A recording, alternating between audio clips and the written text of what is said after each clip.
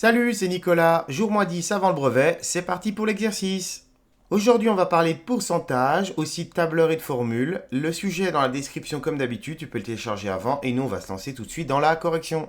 Question 1. Combien de médailles d'argent l'Australie a-t-elle obtenu? Alors cette question, elle est là pour voir si tu as compris comment fonctionnait le tableau. Donc le tableau qui est là, en fait, il récapitule les classements des 15 premiers pays aux Jeux paralympiques de 2021. Donc dans la première colonne, on a le nombre de pays. Le B, c'est les classements de 1 à 15. Le C, le nombre de médailles d'or. Le D, le nombre de médailles d'argent. Puis ensuite, le nombre de médailles de bronze. Et enfin, le total. Donc si on veut le nombre de médailles d'argent obtenues par l'Australie, il suffit d'aller sur la ligne de l'Australie. L'Australie est arrivée 8e. Et elle a obtenu 21 médailles d'or, 29 d'argent, 30 de bronze et donc 80 au total.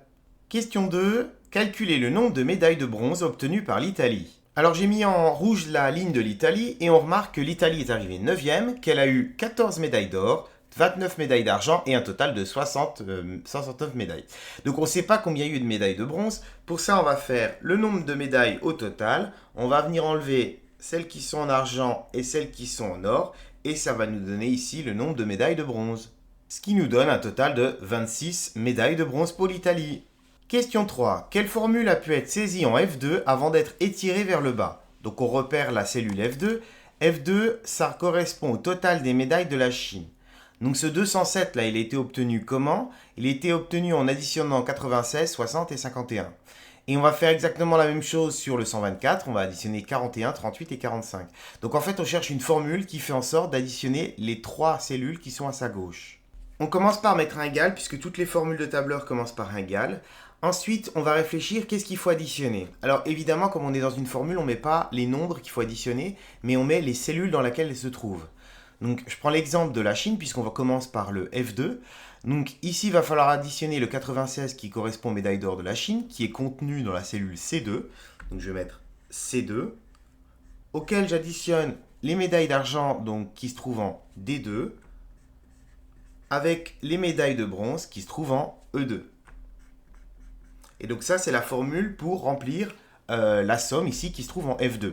Et évidemment, si je prolonge cette formule en descendant ici le nom de toutes les cases, eh bien ici, par exemple pour la Grande-Bretagne, automatiquement le tableur va faire C3 plus D3 plus E3. En fait, il sait qu'il doit garder les mêmes lettres, mais il va changer ici le nom de la ligne. Puis si je prends par exemple pour l'Italie, là il va faire, l'Italie c'est la ligne 10, ça va faire C10 plus D10 plus E10, et la formule s'adapte. C'est tout le principe du tableur.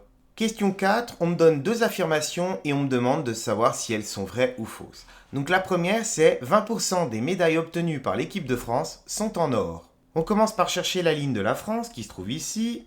Ensuite, on trouve le nombre de médailles d'or, donc là c'est 11. Donc la France a obtenu 11 médailles d'or. 11 sur combien? Un total de 54. Et ça, j'aimerais le mettre sous forme d'un pourcentage. Donc je mets sur 100. Et là, pour trouver la valeur qui est ici, je vais faire une règle de 3. Donc je vais faire en diagonale 11 fois 100. Et puis je vais venir diviser par le 54. Et ça va me donner le pourcentage de médailles d'or obtenues par la France. Ça donne approximativement 20,4% si j'arrondis. Donc ça correspond au 20% qui est annoncé. Donc l'affirmation 1, on va dire qu'elle est vraie. Affirmation 2, la médiane du nombre de médailles d'argent obtenues par ces 15 pays est 29. Alors on va s'intéresser uniquement à la colonne avec les médailles d'argent. Pour trouver la médiane, il va falloir classer ces nombres de médailles d'argent de la plus petite à la plus grande pour essayer de trouver la valeur centrale. Voilà, c'est fait. Maintenant, je vais quand même vérifier que j'en ai pas oublié. Donc, je savais qu'il y avait 15 pays. Donc, je compte bien qu'il y a 15 valeurs. Ça m'évite une erreur qui peut vite arriver. Et ensuite, je vais venir essayer de trouver la valeur centrale. Alors ici, comme j'ai 15 pays qui sont classés ici, je sais que 15 divisé par 2, ça fait 7,5. Donc, ça veut dire que je vais essayer de chercher la 8e valeur. 7,5. Donc, je compte depuis le début. Donc, 1, 2, 3, 4, 5, 6, 7, 8.